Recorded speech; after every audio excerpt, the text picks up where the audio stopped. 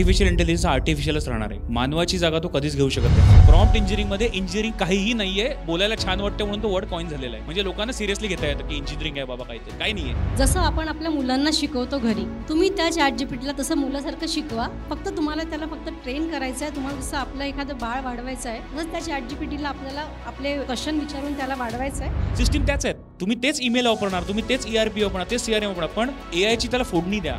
Customise माय GPT तुमचं सगळं description जेव्हा तुम्ही इन डिटेल टाकता तर प्रत्येक जो आउटकम आहे तो स्पेशल येतो. AI हे आमच्यासारख्या लोकांनी ग्लॅमराईज केलं फॉर नो रिझन. AI शिकणं म्हणजे कोडिंग शिकणं, डेटा सायन्स शिकणं गरज नाहीये.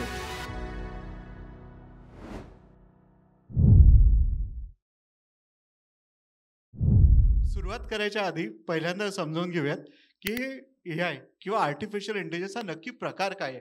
मॅडम तुम्ही सांगा पहिल्यांदा की AI हा तुमच्या दृष्टीने AI म्हणजे नक्की काय?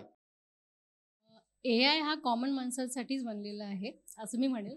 कारण आता आपल्याकडे जो इंटेलिजन्स आहे, आपल्या ह्युमन इंटेलिजन्स ज्याला आपण म्हणतो, तर ते जे काम आता ह्युमन इंटेलिजन्स करत आहे तेच कामं आपण आता फक्त सध्या कम्प्युटरला किंवा मशीन्सला आपण देत आहोत आणि सांगत आहोत.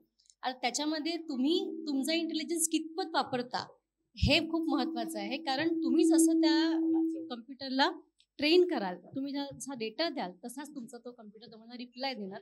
तर आजच्या काळात ह्युमन इंटेलिजन्सला आर्टिफिशियल इंटेलिजन्सचं बरोबरीचं तोड आहे. बरोबर त्याला तुम्हाला कॅपेबिलिटी तुमची दाखवायची आहे की तुम्हाला आर्टिफिशियल इंटेलिजन्सनी तुमचं टास्क, तुमचं आयुष्य किती इझियर करायचं आहे. तर कॉमन माणसासाठी जो ह्युमन इंटेलिजन्स तुम्ही विचार करता, बोलता, तुम्ही एखादी गोष्ट क्रिएट करता, त्या सर्व गोष्टी आता आर्टिफिशियल इंटेलिजन्सनी होत आहे. खरं म्हणजे आर्टिफिशियल इंटेलिजन्स ह्याच्यामध्येच आर्टिफिशियल हा वर्ड आहे, कृत्रिम. आणि बऱ्याच लोकांना भीती वाटते आपण ते प्रश्न घेऊच, माझे जॉब जातील, सगळं जग चेंज होणार आहे. तर आर्टिफिशियल इंटेलिजन्स आर्टिफिशियलच राहणार आहे. मानवाची जागा तो कधीच घेऊ शकत नाही. मॅडम जसं म्हणाल्या तसं आर्टिफिशियल इंटेलिजन्सला ट्रेन आपणच करतो. जो डेटा आपण त्यांना दिलाय तोच डेटा ते परत घेतात. म्हणजे उदाहरणार्थ आत्तापर्यंत आपण जो AI बघितला, म्हणजे ChatGPTचा जन्म झाला 26 नोव्हेंबर 2022. त्याच्या आधी AIचा एवढा बोलबाला नव्हताच. आपण अचानकपणे ChatGPT आल्यापासून AI करायला लागलो, कॉन्फरन्समध्ये आम्हाला बोलवायला लागले, आमचे दिवस जरा बरे आले. पण त्याच्या आधी AI होतंच की गुगल मॅप सगळे वापरत होते. यूट्यूबला तुम्ही एक व्हिडिओ बघितला की तुम्हाला 15 रेकमेंडेशन येत होती. हे सगळं होत होतं. पण ते कसं होत होतं, त्याच्यामध्ये रूल बेस्ड AI होतं, नॅरो AI ज्याला म्हणतात. ChatGPTने काय बदललं? ChatGPTने तुम्हाला क्रिएटिव्ह AI आली. म्हणजे ज्या गोष्टी आधी आपल्या म्हणजे सॉन्ग रायटर किंवा क्रिएटिव्ज किंवा चित्रकार करायचे, ते आता कम्प्युटर करायला लागला. ती क्रिएटिव्हिटी आल्यामुळे आपल्याला भीती वाटायला लागली, अरे मानवाच्या ज्या म्हणजे बेसिक क्षमता होत्या ते सुद्धा AI करायला लागलं. पण हेही मी तुम्हाला सांगू इच्छितो आणि आपण ते घेऊच पुढच्या प्रश्नांमध्ये, की AI हे आर्टिफिशियलच राहील. AIचं खरोखर ह्युमन इंटेलिजन्स कधीच होणार नाही. आणि त्याची कारणं आहेत. म्हणजे तुम्ही युval नोआ हरारीची पुस्तकं वाचून घाबरला असाल, नेक्सस वाचून, किंवा बरेचसे लोक युट्यूबला म्हणतात की डूम्सडे सिनारिओ येणारे, यंत्र जगाला ताब्यात घेतील वगैरे वगैरे. माझ्या मते असं काही होणार नाही. आणि का होणार नाही तुम्हाला मी सांगेन. इफ यू आस्क, याच्यामध्ये सगळ्यांना जसं आता आपल्याला कळलं की ChatGPTचा जन्म आत्ता झाला आहे. पण विशेष सांगायचं झालं तर 1950 ॲलन ट्युरिंग नावाचा एक व्यक्ती होता. त्यांनी ॲक्च्युली आर्टिफिशियल इंटेलिजन्स हे टर्म कॉइन केलं होतं. म्हणजे कम्प्युटर्स येण्याच्या खूप आधी तो टर्म कॉइन झाला होता. सो लाईक वी सेड की आर्टिफिशियल इंटेलिजन्स हे आर्टिफिशियलच राहणार आहे.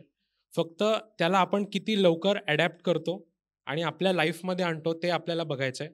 आणि जसं आता सगळ्यांना माहिती आहे, ChatGPT असेल, गुगल जेमिनाय असेल, बऱ्याच गोष्टी आहेत. आता आपल्याला फक्त पहिलं वाटायचं की AI म्हणजे असं काहीतरी रॉकेट सायन्स आहे. पण आता इझिली आपल्या सगळ्यांच्या फोनमध्ये even your WhatsApp and all these, Facebook असेल, व्हॉट्सॲप असेल, या सगळ्यावरती सुद्धा सिम्पल याच्यामध्ये AI आलेलं आहे. सो AI आता असं नाही की मी करू की नाही. AI is something that you have to adapt and transform. So I think AI is something that is आपल्या सगळ्यांनाच अडॅप्ट करण्याची आवश्यकता आहे. म्हणतोस की AI अडॉप्ट करायला पाहिजे, हे बरोबर आहे. पण आज जो MSc आहे ना, याच्याकडे पहिल्यांदा अगदी बेसिक सिस्टमपासून इश्यू आहे. ओके. माझ्याकडे अर्ध्या गोष्टी माझ्याकडे साध्या बुकमध्ये लिहिलेल्या असतात. काहीच गोष्टींकरता मी सिस्टम वापरतो. मग हाच ज्यावेळेला माझ्याकडे असा सगळा गोंधळ असतो आणि मला आता एक काहीतरी 2-4 लॅपटॉप किंवा असं घेऊन मी वापरतो. काही ठिकाणी डेस्कटॉप आहेत. मग जेव्हा माझी टेक्नॉलॉजी लेव्हल आता बेसिकली अगदीच बेसिक काम करायची आहे, यावेळेला पण मी एआयचा विचार करायला हवा का? मला असं वाटतं की या प्रश्नाचं उत्तर असं आहे की आत्ता तुमच्याकडे चॉईस नाही आहे. म्हणजे आपण जसं म्हणत होतो की एक काळ होता जेव्हा आपण प्रत्येक गोष्टीला ॲडॅप्ट करताना घाबरायचो. पण आता WhatsApp आल्यामुळे आपण मेसेज नाही बोलत. आपण काय म्हणतो, मी तुला WhatsApp करतो. सो त्याच पद्धतीने आता आपण काय बोलतो, अरे तू ChatGPT वापर आणि मला हे दे. सो ते इतकं इझिली अवेलेबल आहे, नंबर 1. नंबर 2, आपण सर्वजण स्मार्टफोन्स वापरतो. आता ॲपल इंटेलिजन्स लॉन्च झालं. आता प्रत्येक फोनमध्ये AI आलेलं आहे. सो आय थिंक आता असं नाही होणार आहे की it is going to be a choice. ते स्लोली तुमच्या लाईफमध्ये इंटिग्रेट व्हायला स्टार्ट झालेलं आहे आणि बाय मॅन्डेटरी लोकांना ते वापरायला लागणारच आहे. So there is no choice. So तुमच्याकडे even if you don't use a computer or if you are very new to the technology or whatsoever reason, AI is definitely coming into your life. तू बऱ्याच काळ enterprise systems आणि हा सगळा part बघितलायस, बरोबर आहे.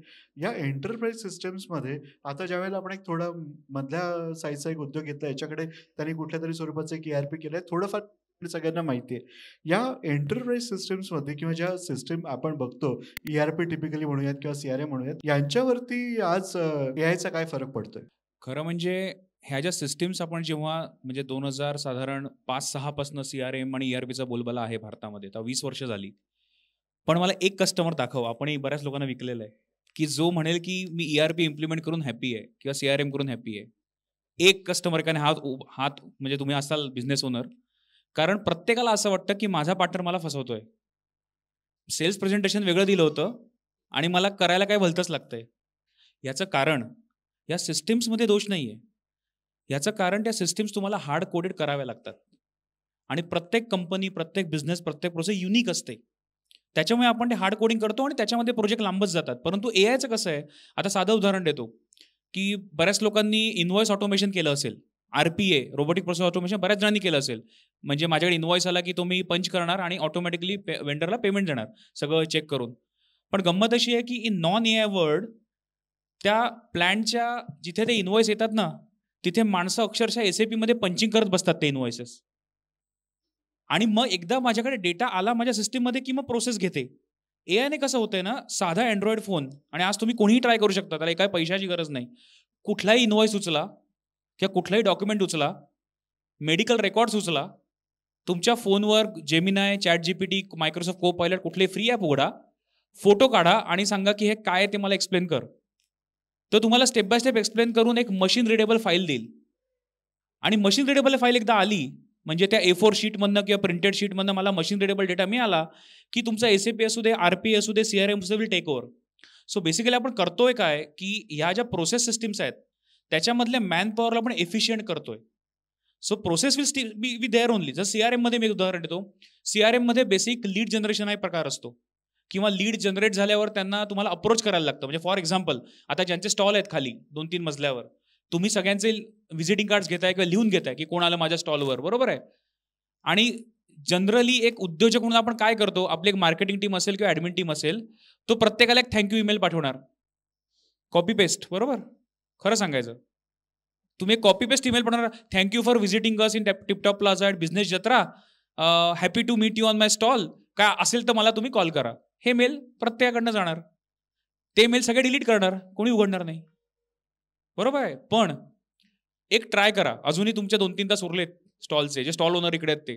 तुम्ही जेव्हा स्टॉलकडनं कोणाचं व्हिजिटिंग कार्ड घ्याल किंवा बिझनेस कार्ड घ्याल, तुमच्या ज्या कम्युनिकेशन होत आहे ते नोट करून ठेवा आणि तुम्ही प्रॉम्प्ट द्या जाऊन की माझ्याकडे आलेला माझा बिझनेस पार्टनर या संस्थेकडनं आला होता, माझे त्याच्याशी हे डिस्कशन झालेले आहेत, त्यांना माझ्या प्रॉडक्टमध्ये हे इंटरेस्ट आहेत, please write a thank you mail for him or her, आणि मेल पाठवा, त्या मेलला रिस्पॉन्स येणार.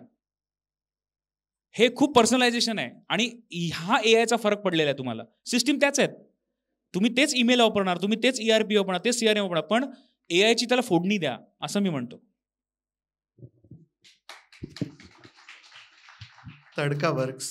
मॅडम, एक याच्यातला दुसरा पार्ट आहे की ज्यावेळेला आम्ही बघतो MSMEचं सगळं आम्ही इथे आहोत, आमच्याकडे काय असतं, आमच्याकडे येणारं एक टॅलेंट जे आहे ना, स्पेसिफिक टॅलेंट येतं, बरोबर आहे. आम्ही इथे जाऊन IIT, IIM अफोर्ड नाही करू शकत. तर आमच्याकडे येणारी जी सगळी मुलं आहेत, त्याच्यामध्ये जे आम्ही अकॅडमिकमध्ये बघतो की मुलं येतील, ही मुलं खरोखर आज AI करता तयार आहेत का? नवीन येणारे जे टॅलेंट आहे ते AI करता तयार आहे? Definitely they are very well prepared. ते खूप जास्त पद्धतीने एआयचा वापर करत आहे. कारण आता जर बघितलं आपण गुगल तुम्ही कुठलाही प्रकारचा डेटा द्या, तुम्हाला जर डेटा ॲनालिटिक्स जे आपण म्हणतो की डेटा सायंटिस्ट जे जॉब्स आता मार्केटमध्ये अवेलेबल आहे, ज्याची आता खूप जास्त पद्धतीने बूम आहे, त्याच्यामध्ये 90 to 95% मुलं डेटा सायन्सला ऑप्ट करतात. दुसरा डोमेन आहे सायबर सिक्युरिटी. ते पण आता एआयमध्ये ॲडॉप्शन होत आहे. तर डेटा ॲनालिसिस हे सगळे मार्केटचे जॉब आहे. हे ट्रेंडिंग जॉब्स आहे. आज आपण बघतो की अगदी 5वी-6वीचे मुलं जे आहेत ते ट्रेडिंगचं नॉलेज करतात. म्हणजे कदाचित आपल्याला खूप आश्चर्य वाटतं, मला पण आश्चर्य वाटलं की माझ्या मैत्रिणीचा 6वीतला मुलगा ट्रेडिंग करतो.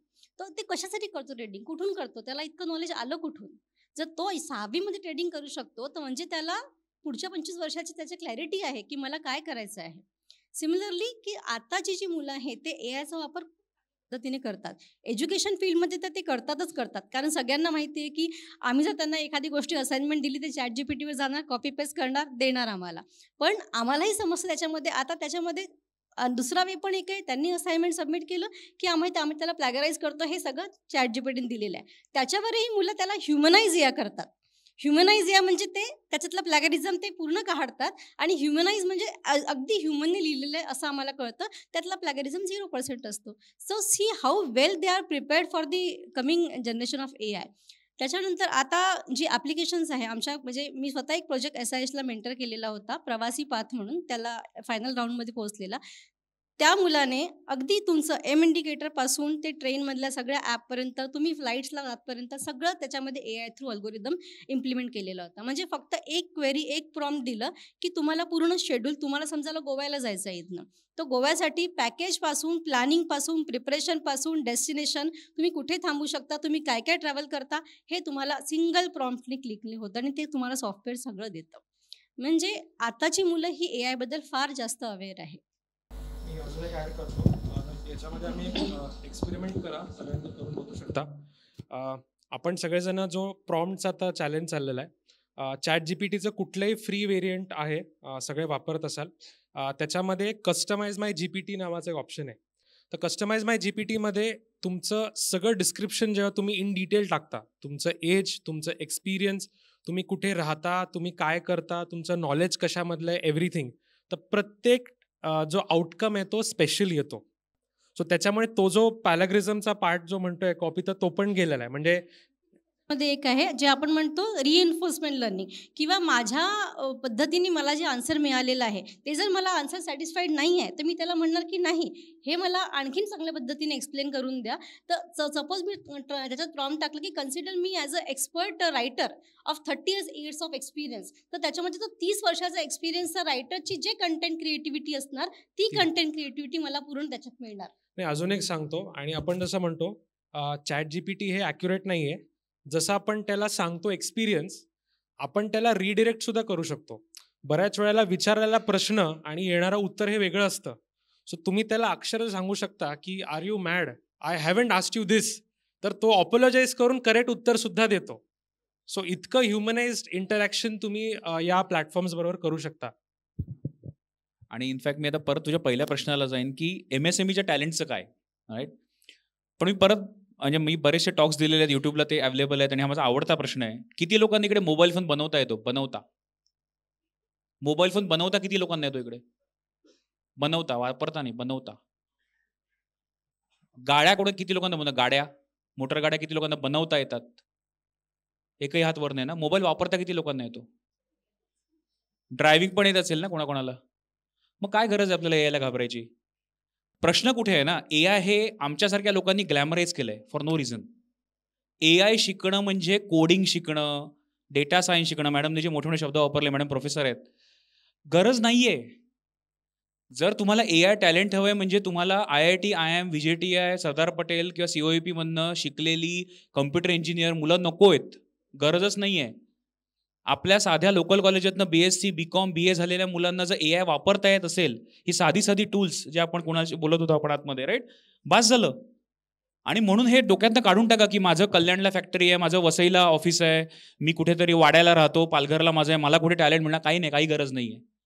साध्या आपल्या लोकल इकोसिस्टीममधली चांगली मुलं, हुशार मुलं, ज्यांना AI वापरायचं कसं एवढंच आपण शिकवलं ना, तर MSMEना टॅलेंटची कुठेच म्हणजे कमी पडणार नाही.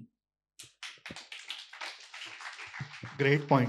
आता मग मला स्पेसिफिकली सांगा AI वापरायचं कसं आणि स्टेप बाय स्टेप सांगा. पहिली गोष्ट सांगा, सगळ्यात पहिला जो MSME मध्ये आमचा प्रश्न असतो तो म्हणजे की आम्ही आमचा रेव्हेन्यू कसा वाढवायचा. ठीक आहे, मग आता पहिल्यांदा सुरुवात करा की आमचा रेव्हेन्यू जर का आम्हाला वाढवायचा असेल तर आम्ही AI कसं वापरायचं आणि कुठले कुठले टूल वापरायचं हे पण सांगा, म्हणजे सगळ्यांना नोट करता येईल. डेफिनेटली. पार्टमध्ये आपण सगळ्यांनी याचे हे करू. पहिलं म्हणजे वापरायचं कसं खूप सिम्पल आहे, ज्याच्यामध्ये सगळ्यांना माहिती आहे की ChatGPT एक खूप कॉमनली युज्ड आहे. त्याच्यानंतर जेमिनाय आहे, कॉन्टेंटसाठी क्लॉड आहे, मायक्रोसॉफ्टचं कोपायलट आहे. असे हे टूल्स तुम्ही कॉन्टेंट जनरेशनसाठी वापरू शकता, नंबर 1. नंबर 2, इमेज क्रिएशनसाठी वापरू शकता. हे 2 त्याचे यूज केसेस आहेत. त्याच्यानंतर जे मोठे मोठे PDF असतात, आता तुम्ही जो प्रश्न विचारला त्याच्यामध्ये बिझनेस वाढवायचा कसा, तर आपण युजली कुठे बिझनेसचा जो कोर आहे तो फायनान्स आहे. फायनान्सचे जे फिगर्स आहेत ते खूप क्रिटिकल असतात, त्याच्यामुळे मेजर लोकांना जो CA म्हणतो ते आपण फायनल करतो. आपला स्वतःचा त्याच्यात काही से नसतो unless until we are from the finance background. So तुम्ही जर तुमच्याकडचा डेटा जो एक्सेलमध्ये आहे, तुमच्याकडे फिगर्स आहेत, तुमच्याकडे स्टॅटिस्टिक्स आहेत, तर आम्ही हा एक्सपेरिमेंट केला आहे. माझे एक क्लायंट आहेत, त्यांच्याबरोबर आम्ही एक्सपेरिमेंट केला. त्यांचा सेल्सचा डेटा असतो, खूप मेटिक्युलस डेटा असतो. महिन्याला 30 ते 40 करोडचं त्यांचं ट्रान्झॅक्शन असतं. सो त्यांच्या MIS टीमचं कायम धाकधूक असते की बॉसला प्रेझेंट करायचे तर या गोष्टी कराव्या लागतील. सो तो जर डेटा तुम्ही घेतला आणि तुम्ही ChatGPTमध्ये अपलोड केला, जेमिनायमध्ये अपलोड केला आणि त्याच्यामध्ये जसं आपण म्हणतो प्रॉम्प्ट, कुठलंही AI टूल वापरण्याची की इज त्याचा प्रॉम्प्ट तुम्ही किती व्यवस्थित देता तो इम्पॉर्टंट आहे. सो आउटपुटपेक्षा प्रॉम्प्ट देण्यामध्ये जास्त वेळ इन्व्हेस्ट करा. आय वुड से की प्रॉम्प्टमध्ये 5 मिनिटं इन्व्हेस्ट केलं एखाद्यासाठी तर चांगला आउटकम तुम्हाला मिळू शकतो. सो त्याच्यामध्ये पूर्ण अनालिसिस येतो. सो त्याच्यामध्ये मागच्या 6 महिन्याचा ट्रेंड कळतो फायनान्सचा, कॅश फ्लो तुम्हाला कळतो, प्रोजेक्शन्स कळतात. तुम्ही जर तुमचा टॅलीतला डेटा घेतला आणि तो जरी पुटअप केला त्याच्यामध्ये आणि त्याला ट्रेंड अनालिसिस विचारलं की कुठल्या मंथमध्ये जास्त सेल होता, कुठल्या मंथमध्ये खर्च जास्त झाला, कुठल्या हेड्समध्ये कुठला खर्च जास्त होतोय, कुठल्या टीमवरती खर्च जास्त होतोय, हा सगळा अनालिसिस मिळतो. सिमिलरली तुम्हाला हायरिंग म्हणजे HR साठी वापरता येतात. आपण पहिले म्हणायचो JD, तर JDसाठी आपल्याला HRच्या मागे लागावं लागतं, अरे JD लिहून दे. आता काही सेकंदात JD मिळतात. परचेसच्या लोकांना जर परचेस डेटाचा अनालिसिस करायचा असेल की प्राइजेसचा ट्रेंड कसा वाढला, प्राइजेस कशा उतरल्या, कमी झाल्या, त्याच्यासाठी तुम्ही वापरू शकता. इंटर टीम कम्युनिकेशनसाठी तुम्ही कम्युनिकेशनसाठी जे कॉन्टेंटचे टूल्स आहेत ते वापरू शकता. म्हणजे हे तर मी तुम्हाला आता फक्त 4 केसेस सांगितले ज्याच्यामध्ये तुम्ही या गोष्टी यूज करू शकता. आणि मी सांगितलेले सगळे टूल्स फ्री आहेत. असे बरेच टूल्स आहेत जे आपण पुढे एक्सप्लोर करूयात. आता बरंचसं कुणालने सांगितलेलंच आहे, पण मी रेव्हेन्यूच्या दृष्टीने सांगतो. रेव्हेन्यू आपला कसा वाढतो? 3 लिव्हर्स असतात. New products, new customers, new markets. These are the main 3 levers, right? New products हा फार वेगळा विषय आहे. म्हणजे त्याच्यामध्ये इनोव्हेशन लागेल, तुमची स्वतःची म्हणजे कुठल्या इंडस्ट्रीमध्ये तुम्ही आहात, म्हणजे उगाच कुठलं प्रॉडक्ट मी विकतो, मी ट्रेडिंग करतो, असतात काही लोक करतात, म्हणजे कुठलेही प्रॉडक्ट द्या मी ट्रेडिंग करतो, विच इज ओके. पण जनरली आपली एक कम्फर्ट झोन असतो की मी मेटलमध्ये आहे, मी केमिकल्समध्ये आहे, किंवा माझं दुसरं काय प्रोडक्शन आहे, ट्रेडिंग आहे, व्हॉट एव्हर. तर प्रॉडक्ट्स सुद्धा तुम्ही आयडिएशन करू शकता की माझ्या इंडस्ट्रीमध्ये, जसं कुणाला म्हणाला की ट्रेंड्स काय आहेत, किंवा ग्लोबली जे रिपोर्ट्स येतात आणि मोठे मोठे अनालिस्टचे रिपोर्ट असतात, जे रिपोर्ट्स वाचायला बसलात तर तुम्हाला 2-2 दिवस लागतील आणि त्याच्यासुद्धा नोट्स काढायला लागतील. तुम्ही सिम्पल प्रॉम्प्ट देऊन विचारू शकता की सध्या मेटल इंडस्ट्रीमध्ये ट्रेंड्स काय आहेत, कुठे चालले मेटल इंडस्ट्री, आणि काय लंडन मेटल एक्सचेंजचं काय तुम्हाला वाटतं. त्याच्याने तुम्हाला तुमचे लोकल भाव, तुमचे इम्पोर्ट्सचे सगळे ते कळू शकतात. न्यू मार्केट्स, तुम्हाला न्यू मार्केट्स घेण्यासाठी मी अगं गमतीची गोष्ट सांगतो. मी आपली जी ड्रेसिंग रूममध्ये जे चाललेलं आपलं, बरोबर एका वर्षापूर्वी मी मुंबईमध्ये स्वयं टॉक दिला होता. डॉक्टर उदय निरुडकर होते तेव्हा, आणि ते यूट्यूबला व्हिडिओ आहे. मी तिथे उदाहरण दिलेलं आहे आणि मुद्दाम इथे देतो की न्यू मार्केट्स तुम्हाला करायचे असतील ना आणि न्यू प्रॉडक्ट्स, तर एक 2-3 वर्ष थांबा. अशी अवस्था येणार आहे की तुम्हाला पण विचार करायची गरज नाही मला काय धंदा करायचा आहे, मला बिझनेस करायचा आहे. तुम्ही तुमच्या त्या एजंटला, म्हणजे जो AI एजंट असेल त्याला सांगणार, जसं आज तुम्हाला ChatGPTला प्रॉम्प्ट द्यायला लागतो, उद्या तेही करायची गरज नाही. तुम्ही एक फक्त लाईन द्या की मला बिझनेस करायचा आहे, सध्या Amazon, इंडिया मार्ट, अलिबाबावर जा वेब स्क्रॅपिंग कर, सर्वात जास्त कुठली प्रॉडक्ट विकली जातात ते शोध, ती शोधून त्याचा चायनामध्ये सप्लायर कोण आहे हे पण तू शोध, त्याला माझ्यातर्फे एक ईमेल पाठव, त्याचे कोड्स घे, ते कोड्स सबमिट करून बँकेचा प्रोजेक्ट रिपोर्ट बनव, फायनान्स अप्रूव्ह करून घे, आणि फायनान्स अप्रूव्ह झाला की तूच माझ्या प्रॉडक्टचं एक पेज बनव अमेझॉनवर किंवा इंडिया मार्टवर डायरेक्ट, कारण आता तुम्हाला कोडिंग करायला लागत नाही वेबसाईटचं, ते बनवतं AI बनवतं, तूच बनव, बनवल्यावर जे विकले जाते ते शिपिंग पण तूच कर, पैसे आले की माझ्या अकाउंटमध्ये टाक. ही कवी कल्पना नाहीये आणि मी खूप जबाबदारीने बोलतोय, हे रेकॉर्डिंग होतंय आणि हे रेकॉर्डिंग 1 वर्षापूर्वी स्वयंटॉकमध्ये माझं झालेलं आहे. ही कवी कल्पना नाहीये, याला एजंटिक AI असं म्हणतात तांत्रिक भाषेत. एजंटिक AI म्हणजे काय की आज माणसाला प्रत्येक ठिकाणी मध्ये मध्ये करावं लागतं. म्हणजे फॉर एक्झाम्पल टूल्स मी वापरली, समजा आता समजा कोणाला म्हणाल तसं मी चांगली टूल्स वापरून कंटेंट बनवलं, तर कंटेंटमध्ये जो माणूस येणार त्याला मलाच अटेंड करायला लागतो ना परत. मी छोटा बिझनेस ओनर आहे, तर उद्या प्रत्येकाकडे अलिबाबाचा तो अल्लाउद्दीनचा दिवा येणार आहे, जिन येणार आहे, त्याला एजंटिक AI असं तांत्रिक भाषेत म्हणतात. पण हे होणार आहे आणि त्याच्यामुळे MSMEनी घाबरून जायची काही गरज नाहीये. तुमच्याकडे डेटा आहे, तुमच्याकडे प्रॉम्प्ट इंजिनिअरिंगची स्किल्स आहेत, आणि मी प्रत्येकाला सांगतो सर्वात मोठी गोष्ट प्रॉम्प्ट इंजिनिअरिंग शिका. आणि प्रॉम्प्ट इंजिनिअरिंग मधला इंजिनिअरिंग हा खूप मिसलिडिंग वर्ड आहे, त्याच्यात काही इंजिनिअरिंग नाहीये by the way. Prompt engineering मध्ये इंजिनिअरिंग काहीही नाहीये, बोलायला छान वाटतं म्हणून तो वर्ड कॉइन झालेला आहे. म्हणजे लोकांना सिरियसली घेता येतं की इंजिनिअरिंग आहे बाबा काहीतरी, काही नाहीये. तुम्हाला चांगलं इंग्रजी लिहिता आलं पाहिजे आणि तुम्हाला व्यवस्थित जसं मुलाला आपण लहान मुलाला समजावतो ना तसं समजावता आलं पाहिजे. जसं म्हणाला की अरे काय वेडा आहेस का, काय सांगतोस तुम्हाला, इतकं म्हणजे बोलीभाषेमध्ये तुम्हाला समजावता आलं पाहिजे. आणि ती कसं तुमचं डेव्हलप होणार स्किल सेट, जरा टँजंट आहे पण जातो, वाचनाने. सध्या वाचायची सवय सुटलेली आहे सगळ्यांची. मराठी घरात तर अजिबात नाही. पूर्वी आपल्याकडे संस्कार होता, वाचन मनन चिंतन हे मराठी घरातले संस्कार होते. आत्ताची मुलं वाचत नाही, आपणही वाचत नाही. तुम्ही जितकं वाचाल तेवढी तुमची भाषा बनेल, जेवढी तुमची भाषा बनेल भाषेवर प्रभुत्व येईल, तुम्हाला प्रॉम्प्ट इंजिनिअरिंग जमेल. आणि जेव्हा प्रॉम्प्ट इंजिनिअरिंग जमेल तेव्हा लक्ष्मी तुमच्याकडे येईल, तेव्हा वाचन परत फॅशनेबल होईल असं मला वाटतं.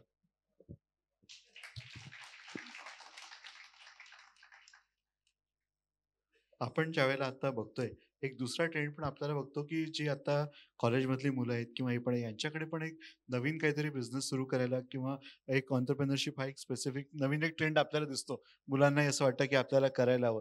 याच्यातलं जे नवीन तुम्ही आता सगळे प्रोजेक्ट आणि जे मुलांचं डायरेक्शन बघताय, याच्यातली ही मुलं आता सध्या AI कडे कसं बघतात आणि ही मंडळी आमच्या MSME करता काय करू शकतात?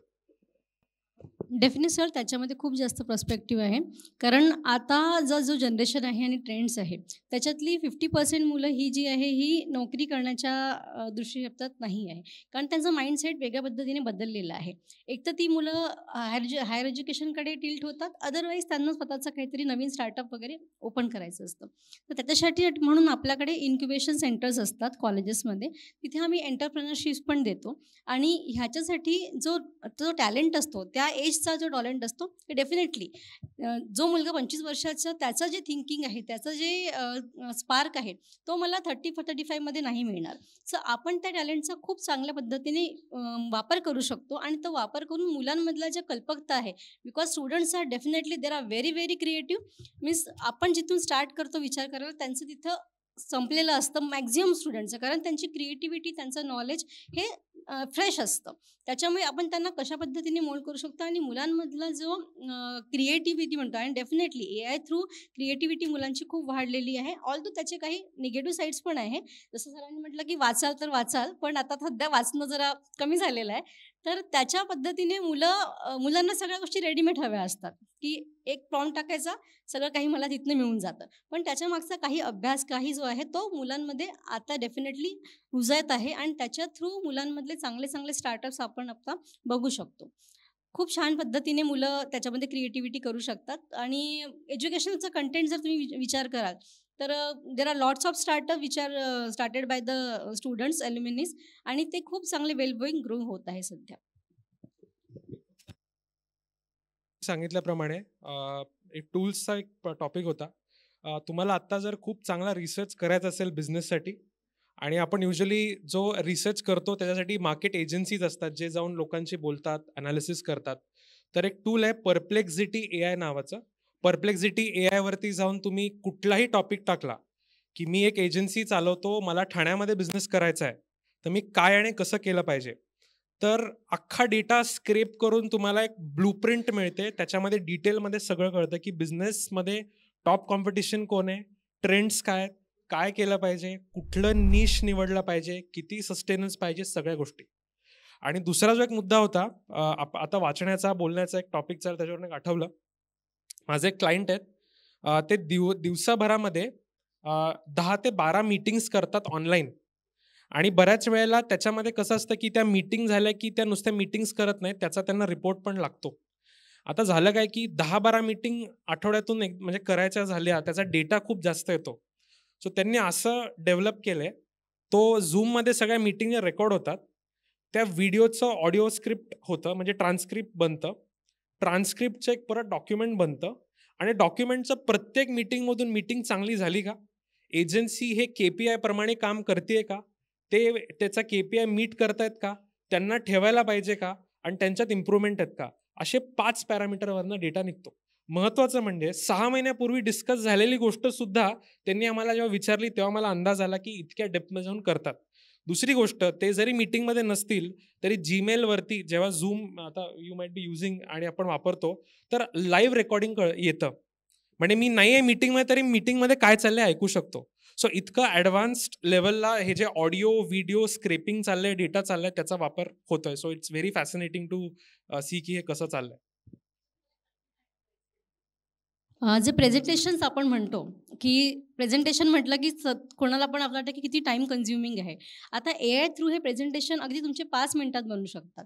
तुम्हाला फक्त प्रॉम्प्ट द्यायचे आहे. तुम्हाला म्हणायचं सपोज मला प्रेझेंटेशन बनवायचं आहे की मला एक ट्रॅव्हल टूरचं प्रेझेंटेशन हवं आहे. तुम्हाला फक्त एक प्रॉम्प्ट द्यायचं आहे त्याच्यामध्ये की मला स्पेसिफिकली सिंगापूरला ट्रॅव्हलिंग करायचं आहे आणि what are the different kinds of places. So as a business perspective की जर मला कोणाला ते दाखवायचं आहे तर how I can made it. तुम्ही फक्त ती प्रॉम्प्ट दिल्याच्यानंतर तिथले प्लेसेस अलॉंग विथ त्याचं पूर्ण डिस्क्रिप्शन, त्याचे इमेजेस, हे सगळं तुम्हाला प्रेझेंटेशन्समध्ये तिथे ऑलरेडी क्रिएट होतं. And that too with the 10-15 slides in a 5 minutes. म्हणजे एक्साइटिंग आहे म्हणून मी ऍड करतो. आणखीन एक सांगायचं होतं, चॅट PDF नावाचं टूल आहे ऑलरेडी. जे चॅट PDF म्हणजे तुम्ही समजा 200 पेजचा डॉक्युमेंट, 1000 पेजचा डॉक्युमेंट असेल, चॅट PDF तुम्हाला पूर्ण त्याची समरी काढून देतो. अलॉंग विथ दॅट तुम्हाला त्याच्यामध्ये काही प्रश्न विचारायचे की ह्या प्लेसमध्ये ह्या ठिकाणी काय काय मला अनालिसिस झालेला आहे, ते अनालिसिस पण तुम्हाला काढून मिळतं. तो you can ask n number of question, 100 question from that 150 page document and you can retrieve the answer on 2 seconds. Usually आपण मॅडमनी खूप चांगलं सांगितलं प्रेझेंटेशन कसं तयार करता येतं. अजून एक ॲडव्हान्स तुम्ही टेक्निक ट्राय करू शकता. प्रेझेंटेशन बनवण्यासाठी त्याच्यात डेटा फीड करावा लागतो. सो तुम्ही असं एक्सपेरिमेंट करू शकता, त्याच्यामध्ये एवढा ॲडव्हान्स आहे की फॉर एक्झाम्पल ॲमेझॉनचं बिग बिलियन डेज आहे आणि फ्लिपकार्टचं मेगा सेल का कुठला बिग बिलियन आहे आणि ॲमेझॉनचा बिग बिलियन आहे. सो ग्रेट इंडियन फेस्टिवल आहे ॲमेझॉनचा आणि फ्लिपकार्टचा बिग बिलियन आहे. सो इमॅजिन करा की त्याच्यामध्ये तुम्ही असं करू शकता की यू कॅन टेल हिम की तुम्ही act as a marketing expert आणि ॲनालाइज द ॲमेझॉनचा तो फेस्टिवल पूर्ण, त्याचा पूर्ण फेस्टिवलचा ॲनालिसिस तयार कर आणि मी फ्लिपकार्टमधून आहे तर मला माझ्या बॉसला ह्याचा ॲनालिसिस देऊन आपण फ्लिपकार्टवरती काय बेटर करता येईल ते देता येतं. सो तो अख्खा ॲनालिसिस करतो त्या फेस्टिवलचा, की पॉईंट्स आयडेंटिफाय करतो, स्ट्रेंथ विकनेसेस त्याचा अनालिसिस करतो, फ्लिपकार्टची मार्केट पोझिशन त्याचा काय डेटा आहे तो स्क्रेप करतो आणि त्याच्या बेसिसवरती कॉम्पिटिटिव्ह एजनी काय करता येईल ते सुद्धा देता येतं. सो हा सुद्धा आपण आपल्या कॉम्पिटिशनवरती पण करू शकतो की तुम्ही तुमच्या कॉम्पिटिटर्स बरोबर ट्राय करून बघा की हे माझं कॉम्पिटिशन आहे, हे करतात आणि आपण हे करू शकतो. So it's a lot to learn. Chinmay, coming back to आपले जुने कार्यक्रम, going back to large enterprise system ज्या लोकांनी घेतलेत त्यांचे ते काही स्पेसिफिक एक्झाम्पल्स असेल का की आज भारतातल्या कंपन्या AI कसं वापरतात? नाही, खूप चांगला प्रश्न आहे. म्हणजे मी एका एअरलाईन बरोबर काम करत होतो, नाव घेऊ शकत नाही पण भारतात एअरलाईन उरल्यात किती, so you can guess who that will be. So त्यांनी त्यांचा एक बॉट लॉन्च केला GPT-4 आणि त्यांचे जे CDO होते त्यांनी मला 1 वर्षापूर्वी सांगितलं होतं की मला 75% to 80% जे माझे इन्कमिंग कॉल सेंटरचे कॉल्स आहेत तर त्या कॉल्सना मला या बॉटवर द्यायचं आहे. मी आपला टिपिकल मराठी मध्यम वगैरे प्रश्न विचारला की मग ते माणसं कॉल घेतात त्यांचं काय होणार. हा प्रत्येकाच्या मनात प्रश्न असतो ना की AI ने जर केलं तर त्या माणसांचं काय होणार. पण त्यांनी एक सुंदर उत्तर दिलं. ते म्हणाले की मी एअरलाईन आहे, माझ्या माणसांचं हे काम नाही आहे की तुमची सीट बुक झाली आहे का, तुमचं सामान किती किलोचं अलाउन्स आहे, तुम्हाला मुलाबरोबर बसायला सीट मिळेल का, हे काम त्यांचं नाही आहे. त्यांना तिकीटं विकायची आहेत. सो मी त्या 75% जे माझे इन्कमिंग कॉल असे फालतू गोष्टींचे येतात की माझं तिकीट कन्फर्म झालं का, माझं PNR कुठे आहे, माझं कनेक्टिंग फ्लाईट मिळेल का, त्या माणसांना मी रेव्हेन्यू जनरेटिंगला लावीन. तिकीटं विका, बोर्डिंग पास द्या किंवा वॉट एव्हर, सीट विका, जे काय आहेत ते. आणि बाकीच्यांना मी जे ॲक्च्युअल म्हणजे कॉम्प्लेक्स केसेस आहेत, माझं बॅगेज लॉस झालं, माझं फ्लाईटच चुकलं, माझे फॅमिली मेंबर एक तिकडे अडकलं, असं काहीतरी, तेव्हा माणसं कॉल करतील. आणि त्यांनी ते करून दाखवलं आणि त्यांनी जवळजवळ 90%, त्यांचं टार्गेट 75 होतं, 80 ते 90% त्यांनी इन्कमिंग कॉल कम्प्लिटली AIला मूव्ह केले आणि त्यांनी रेव्हेन्यू वाढून दाखवला. हे एअरलाईनचं उदाहरण आहे. दुसरं उदाहरण आहे का NBFCचं. एक खूप मोठी NBFC आहे इंडियामध्ये. त्यांचे कॉल्स प्रत्येकाला जातात, लोन घ्या, लोन घ्या, लोन घ्या, आणि आपण डिस्कनेक्ट करतो. कोणाला NBFCचा कॉल यायला आवडतो इकडे? कोणालाच नाही ना, बरोबर आहे. कोणाला गाडी बनवता येत नाही, NBFCचा कॉल आवडत नाही, एकही हातवर नाही. तर त्यांनी काय केलं की आता दिवाळी आलेली आपली 3-4 महिन्यापूर्वी, तर त्यांचं असं एक प्रॉब्लेम स्टेटमेंट होतं की आम्हाला लोन विकायचे आहेत, आम्हाला ग्रोथ पाहिजे, पण आमचे कॉल कोण घेतच नाही. द मोमेंट त्यांना कळतं की XYZ फायनान्स कंपनीचा कॉल आहे, मी डिस्कनेक्ट करतो. कारण ते कॉल कसे करतात, तुम्हाला IVRचे कॉल येतात, रेकॉर्डेड कॉल येतात, आणि तुम्हाला कळतं हा मला लोन विकतोय, क्रेडिट कार्ड विकतोय, मी बंद करतो कॉल. तर त्यांनी एक गंमत केली. त्यांनी सांगितलं की मी असं करतो, इन्कमिंग माझे कॉल आहेत एअरलाईन सारखंच, ते मी AIला टाकतो, आणि आउटगोईंग माझे जे कॉल्स आहेत तिथे माणसं बसवतो. तर मी परत माझा भाबडा मराठी मध्यमवर्गीय प्रश्न, अहो पण मला लोन नकोच आहे, मला कटकट वाटते तुमच्याकडे फोन आलेली, मी कसं बोलू तुमच्याशी? ते म्हणतात नाही, डेटा असं सांगतो की रेकॉर्डेड कॉल जर मला आला तर माणूस 3 सेकंदात कट करतो. पलीकडे एक माणूस असेल तर मी त्याला शिवाय घालून कट करीन, पण 12 सेकंद देईन. That window of opportunity to sell your loan is huge. 10 सेकंदामध्ये माणूस माणसाला पटवू शकतो, आणि त्यांनी 100 कोटीचा एक्स्ट्रा बिझनेस केला आहे दिवाळीला. ही रिअल केस आहे, आपल्या भारतात घडलेली आहे. त्याचं मी नाव घेऊ शकत नाही, पण you can guess who that can be. गिन्याचुन्या NBFCच्या सगळ्यांना कॉल करत बसतात, पण एनिवे, पण हे आपल्या बाजूला घडलेली उदाहरणं आहेत ती, की जिथे माणसांची नोकरी नाही गेली, ती माणसं तिकडेच आहेत, ते काहीतरी चांगलं काम करतात अजून, आणि त्या कंपनीचा रेव्हेन्यूही वाढला. एक एक्झाम्पल देतो. चिन्मयने सांगितल्याप्रमाणे जे व्हॉइस रिलेटेड आहे, दुसरं टेस्ट केस आहे आणि आपण सगळेजण हे करू शकता. चॅटबॉट सगळ्यांना माहिती आहे की खूप पॉप्युलर होत आहेत गोष्टी. तर याचा आयडियल टेस्ट केस असं आहे की ज्या ऑर्गनायझेशनमध्ये number of product, number of services हे जास्त आहेत, आणि दुसरं येणारी जाणारी सेल्स टीमची संख्या जास्त आहे, म्हणजे ते खूप व्हॉलेटाईल आहे. त्या केसेसमध्ये जर असे चॅटबॉट्स डेव्हलप केले ज्याला तुम्ही पूर्ण डेटा फीड करायचा तुमच्या कंपनीचा, मग कंपनीच्या हिस्ट्रीपासून सगळे स्पेअर पार्ट्स जे काही तुम्ही बनवता, इन्फॉर्मेशन, डेटा, एव्हरीथिंग, इन्क्लुडिंग तुमचा जो बॅकएंडला डेटा आहे, तुमचा परचेसचा किंवा सेलचा जो काही डेटा असेल, अवेलेबिलिटीचा, स्टॉकचा सगळा डेटा दिला, आणि तुम्ही त्यांच्या सेल्सच्या व्यक्तीला, कस्टमर सपोर्टला जर ते फक्त PDF किंवा जो काही तो बॉट दिला, कस्टमरनी जशी क्वेरी विचारली, तर बऱ्याच वेळा काय होतं की मी तुम्हाला विचारून सांगतो, मी तुम्हाला फोन करून सांगतो, मग तुम्ही कॉल सेंटरला फोन करा, हे सगळं वाचून त्या सेकंदाला तुम्हाला जो प्रॉडक्ट पाहिजे तो, त्याचा काय यूज केस आहे, म्हणजे एखादा व्यक्ती जर नवीन असेल जॉबवरती, इवन तो 6 दिवस 7 दिवस नवीन आहे, तो सुद्धा त्या कस्टमरची क्वेरी हँडल करू शकतो, स्टॉकमध्ये आहे का सांगू शकतो, त्याच्यावर काय डिस्काउंट आहे का ते सांगू शकतो, आणि हे खूप सोप्या पद्धतीने ChatGPT वरती सुद्धा कस्टम GPT बनवता येतं. सो या पद्धतीने आता ते यूज त्याचा चाललेला. ॲड करेल. आज AI जसं आपण कॅब बुकिंग वगैरे करतो, तर ते प्रत्येक वेळेस तुम्हाला लॉग इन करण्यासाठी तुमचा मोबाईल नंबर एक युनिक मागतात, आणि जेव्हा आपण सर्च करतो कॅब बुकिंगसाठी पीक अवर्समध्ये वगैरे, तर त्याच्यामध्ये रेट्स ऑब्व्हियसली हाय असतात, आणि तुम्ही 2-3 वेळा जर सर्च केलं same query, same source and same destination, तर ते तुम्हाला आणखीन हाय प्राईजमध्ये त्याच्यामध्ये तुम्हाला प्राइजेस देतात. जर तुम्ही लॉग आउट करून नवीन लॉग इन केलं, सेम डेस्टिनेशनला तुम्हाला ते प्राईस युज्युअल फेअर प्राईसमध्ये देतं. का देतं? कारण त्याच्यामागे AI आहे की या माणसाला या सोर्सपासून या डेस्टिनेशनला जायचं आहे, आणि याला आता नीड आहे, तो डेफिनेटली जर तो 2-3 वेळा त्याला सर्च करत आहे, ही इज अ नीडी, तर हा हाय प्राईसवर पण त्याला कोट करेल. Same is happening with the tours and travels agency also. Sir जर तुम्ही टूर्स बुक करता, तुम्ही मेक माय ट्रिपवर जाता, तुम्ही एअरबीएनबीवर जाता, हॉटेल बुकिंग करता, कुठे पण करता, जर तुम्ही ते हॉटेल पीक अवर्समध्ये बघितलेले आहे आणि ते तुम्हाला तर तुम्ही दुसऱ्या दिवशी सर्च करता, त्याची प्राईस 4 ते 5% किंवा जास्त पर्सेंटनी वाढलेली असते. मग बरेच लोक जसे आता काही आम्हाला माहिती आहे म्हणून मग आम्ही दुसरा युजर लॉग इन करतो, त्याच सेम युजर लॉग इन करून तुम्हाला 6,000चा हॉटेल जे बुकिंग आहे ते 3,000त मिळतं.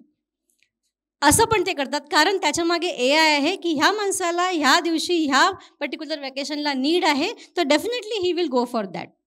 सो AI याच्या पद्धतीने पण रेव्हेन्यू वाढवतो. तुम्ही एक्झाम्पल कन्सिडर करू शकता Swiggy and Zomato. Swiggy and Zomato also are using same strategy, because Swiggy and झोमॅटोचा जो पीक अवर्सचा रेट डिस्काउंट असतो, की ज्याच्याकडे फ्रिक्वेंटली एखाद्याकडे व्हेज बिर्याणी जात आहे, तर फ्रिक्वेंटली त्याला परत त्याच्या डिस्काउंट देऊन परत त्याला परत त्याच्यामध्ये म्हणजे परत त्याच्याकडे वीकमधनं 2 दिवस जात आहे, तर त्याला आणखीन ह्यूज डिस्काउंट घेऊन त्याच्याकडे 4 दिवस पाठवायचे. हे स्विगी आणि झोमॅटो पण करतात आणि याच्यामागे डेफिनेटली AI आहे. तर सजेशन द्यायचं आहे आपल्या बिझनेस ओनर्सला. आणि मॅडम तुम्ही इकडे आपली जी चर्चा चालली होती, प्रत्येकाचा प्रश्न काय असतो ना, की हे सगळं करायला पैसा लागतो की काय. आता कुणालने फ्री टूल्स सांगितली, पण तुम्हाला सिस्टमॅटिकली करायचं असेल तर मी तुम्हाला एक मॉडेल सांगतो जे बाहेरच्या राज्यात चालू आहे आणि मराठी उद्योजकांनी केलंच पाहिजे. आपल्याकडे बरीचशी इंजिनिअरिंग आणि डिप्लोमा कॉलेज आपल्या आजूबाजूला आहेत. प्रत्येक गावागावात डिप्लोमा कॉलेज तर झालेलंच आहे, इंजिनिअरिंग नसेल बघता. आणि त्या मुलांना सुद्धा इंटर्नशिप करायची असते, पण त्यांना चांगली इंटर्नशिप ऑपॉर्च्युनिटी मिळत नाहीत. तर माझं तुम्हाला एक कळकळीची विनंती राहील की AIला पैसा नाही लागत. तुम्ही आपल्या जवळच्या इंजिनिअरिंग कॉलेजला किंवा पॉलिटेक्निकला जा, तिकडच्या प्रिन्सिपलना HODना भेटा आणि त्यांना सांगा तुमच्याकडची 10 चुणचुणीत मुलं मला द्या, त्यांना मी इंटर्नशिप देतो किंवा देते माझ्या बिझनेसमध्ये, त्यांना सर्टिफिकेट आम्ही देतो. आणि त्या मुलांना सुद्धा काही फार म्हणजे रॉकेट सायन्स करायचं नाही आहे. आज मायक्रोसॉफ्ट, ॲमेझॉन, गुगल, एनव्हिडिया या सगळ्या कंपन्यांनी कोड लिहून गिटहबवर फ्री पोस्ट केलेत. म्हणजे चॅटबॉट जे कुणाला आता म्हणाला, हे चॅटबॉटचे कोडिंग अख्खं प्रोग्रॅम हा गिटहबला फुकटमध्ये अवेलेबल आहे. चकटफू मराठीत बोलतो आपण त्याचा. फक्त कदाचित मेटल केमिकल करणाऱ्या माणसाला ते करता येत नसेल इम्प्लिमेंट. तुम्ही ती 10 सेकंड थर्ड इयरची मुलं घ्या किंवा 5 मुलं घ्या, त्यांना 7 दिवस तुमच्याकडे यायला द्या, त्यांना सर्टिफिकेट द्या की यांनी माझी इंटर्नशिप केली. तुम्हाला अगदी म्हणजे स्टायपेंडमध्ये किंवा बऱ्याच ठिकाणी फुकट सुद्धा, कारण त्या मुलांना पण इंडस्ट्री एक्सपिरियन्स मिळणार. तुम्हाला उत्तम क्वालिटीचे एंटरप्राइज ग्रेड कोड जे गुगल, मायक्रोसॉफ्ट, ॲमेझॉनच्या इंजिनियरनी लिहिलेले आहेत, तुम्हाला फुकटमध्ये करून तुमचे स्वतःचे चॅटबॉट्स, चॅट विथ PDF हे सोल्युशन्स तुम्हाला MSMEंना कुठेही बसून करता येतील. तर हे मॉडेल नक्की फॉलो करा. तुम्हाला भयंकर पैसे देऊन मोठ्या कंपन्यांना बोलवायचं आहे, टेंडर काढायचं आहे, कन्सल्टंटला भरपूर लाखो रुपये द्यायचे तरच माझं AI होईल असं नाहीये. थँक्यू. कन्क्लुडिंग प्रश्न. आम्ही सगळेजण MSME आहोत. आमच्या लिमिटेशन्स आणि आम्ही तुम्हाला सांगितलं यांना. आमच्याकरता एक विनिंग स्ट्रॅटेजी सांगा. तुम्ही तिघेजण एक स्ट्रॅटेजी सांगा बस, आणि आपण तिथे कन्क्लूड करू. 2-3 just quickly before I conclude on that. पहिली स्ट्रॅटेजी म्हणजे अडॅप्टेबिलिटी एक सर्वात मोठी स्ट्रॅटेजी आहे.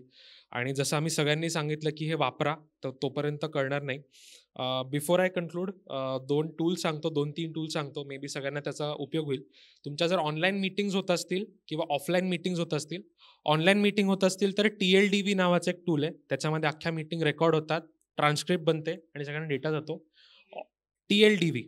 त्याच्यानंतर otter.ai आहे. ऑफलाईन किंवा ऑनलाईन मीटिंग होत असतील तर त्याच्यासाठी तुम्ही ते टूल वापरू शकता. तिसरं, जर तुम्ही तुमच्या फेवरेट पर्सनला, कंपनीच्या ॲनिव्हर्सरीला जर गाणे लिहायचे असतील तर suno.ai नावाची वेबसाईट आहे. त्याच्यामध्ये तुम्ही फ्रीमध्ये सॉंग्स आणि हे लिहू शकता. मॅडमनी ऑलरेडी चॅट PDF सांगितलेलं आहे. गामा प्रेझेंटेशनसाठी presentation.ai पण आहे.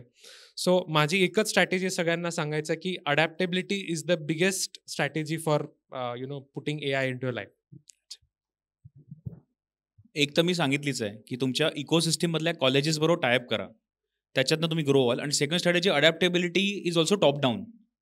म्हणजे बिझनेस ओनर्स ज्या 40, 50, 60 आहेत, जे टेक्निकली ट्रेन नसतील, त्यांनी न्यूनगंड सोडून तुमच्या लॅपटॉपवर दिवसभर ॲटलिस्ट ChatGPT आणि गुगल जेमिनाय सुरू ठेवा आणि मध्ये मध्ये टाइमपास म्हणून वापर करा. खूप झालं. बाकी स्ट्रॅटेजी पुढे विचार करू आपण. कारण जेव्हा साहेब वापरतायत ते कल्चर आपोआप खाली ड्रिप होतं. आणि ही जी टूल्स तुम्हाला सांगितली ती 100% फ्री आहेत. त्याचा अगदीच तुम्हाला पुढे काय उपयोग होतं, फ्रीमियम मॉडेल्स पण असतात, म्हणजे थोडेसे काय पैसे देऊन करायचे. जर तुम्हाला त्याच्यामध्ये कम्फर्टेबल झाला तर जेमिनायचं सबस्क्रिप्शन तुम्हाला $20 $1600 महिना मिळतं. मायक्रोसॉफ्ट को पायलट चॅट जीपीटी $20, सेम ते इंडस्ट्रीचं नाव आहे. $1600 महिना फार कमी रक्कम आहे हो. आपण पिझ्झा खाल्ला तर घरी मागवला तर $2500 $3000 कुठेच नाही गेले. 2 पिझ्झा मागवले डॉमिनोज बंद तर मी तर म्हणतो ही इन्व्हेस्टमेंट कराच. तुमच्या आवडीचं टूल घ्या. तुम्हाला चॅट जीपीटीचं प्लस व्हर्जन घ्यायचं आहे, तुम्हाला गुगल जेमिनाय घ्यायचं आहे, तुम्हाला मायक्रोसॉफ्ट को पायलट घ्यायचं आहे, जे घ्यायचं ते घ्या. $1600 $1700 महिना ही तुमच्या भविष्यातली गुंतवणूक समजा आणि तुम्ही वापरायला चालू करा. बाकीचा आपोआप तुम्हाला कल्चर तुमचं सेट होईल. ऑन कन्क्लुडिंग रिमार्क, जर सरांनी सांगितलं की आपण चॅटजीपीटी वापरताना आपल्याला काही त्याच्या टेक्निकल नॉलेजची गरज नाही. एक सिम्पल साधं उदाहरण आहे, जसं आपण आपल्या मुलांना शिकवतो घरी, तुम्ही त्या चॅटजीपीटीला तसं मुलासारखं शिकवा.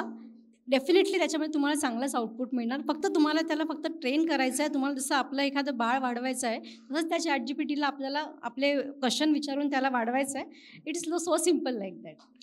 एक शेवटचं ॲड करतो सगळ्यांना. सगळ्यांनी सांगितलेलं आहे, पण हे सगळ्यांना may be you will agree with this.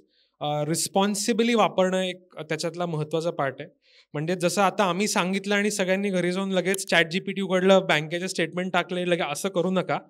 Because त्याच्यामध्ये डेटा तुमचा जाणार नाही कुठे. पण AI वापरताना रिस्पॉन्सिबली वापरा. आणि कुठलीही इन्फॉर्मेशन अशा ठिकाणी, कारण की आता सगळ्यांनी फोन केल्यावरती पहिलं ते जे कॉलर ट्यून आहे की माहिती सांगू नका ने. So we all three on behalf of all three of us we also tell you the same thing की AI वापरा पण रिस्पॉन्सिबली वापरा. That's it. Thank you. Thank you so much. धन्यवाद.